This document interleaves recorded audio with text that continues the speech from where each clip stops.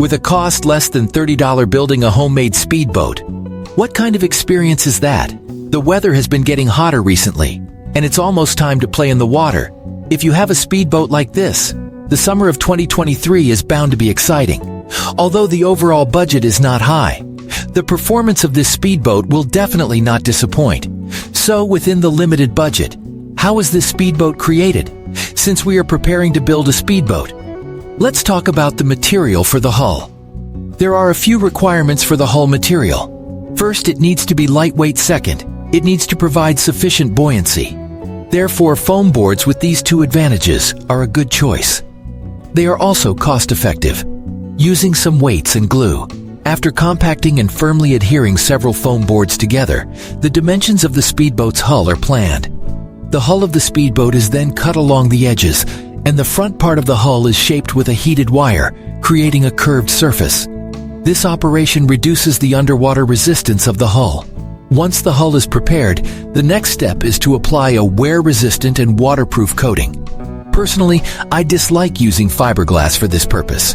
The entire hull is wrapped with fiberglass, but it's important to wear a mask and gloves when working with it to avoid personal discomfort. A steel pipe is pre-embedded at the bottom of the hull, and its function will be discussed later. Around the hull of the boat, a circle of thin wooden strips is attached. These wooden strips serve as water deflectors for the entire boat. At the rear of the hull, two larger foam boards are attached to add stability to the speedboat. An old bicycle frame is found and welded onto the steel pipe that was previously embedded. This serves as the driver's seat for the entire speedboat. The self-made speedboat is very easy to operate. It uses the same operating system as a bicycle. The specifics of how it works are difficult to explain at the moment, so everyone can take a look later. The entire boat is painted with cool paint, and a rubber cover is placed on the end of the pre-embedded steel pipe. Then, a slightly longer transmission rod is found and inserted into the hole at the front part of the boat. The front part also needs to be sealed with a rubber ring for waterproofing purposes. Underneath the driver's seat of the boat, a space has been prepared, and a high-powered DC motor is installed there. Clearly, this is a power transmission system. After installing a propulsion propeller at the rear, the motor is secured inside the cabin.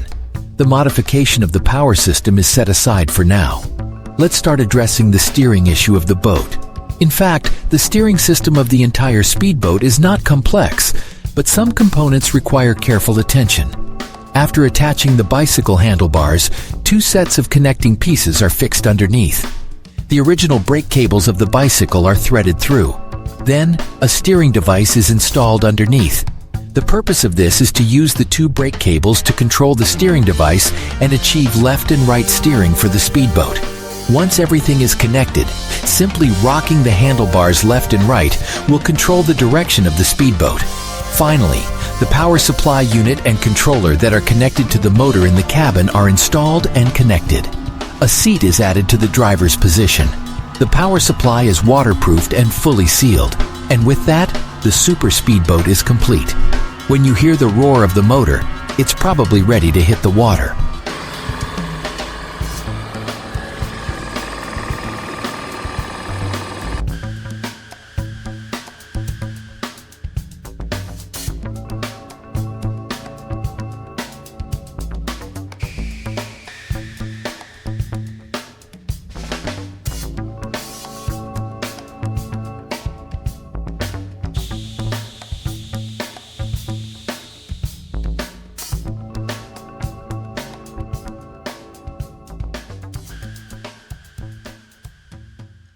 If we attach 4 rubber inner tubes to the motorcycle, can it float on the water's surface?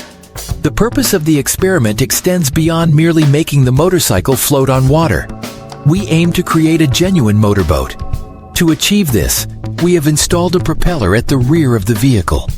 The propeller is driven by a chain, which connects to the other end of the chain attached to the wheels. This setup allows us to control the propeller's speed by manipulating the throttle. To ensure maneuverability, we have added a rudder behind the propeller.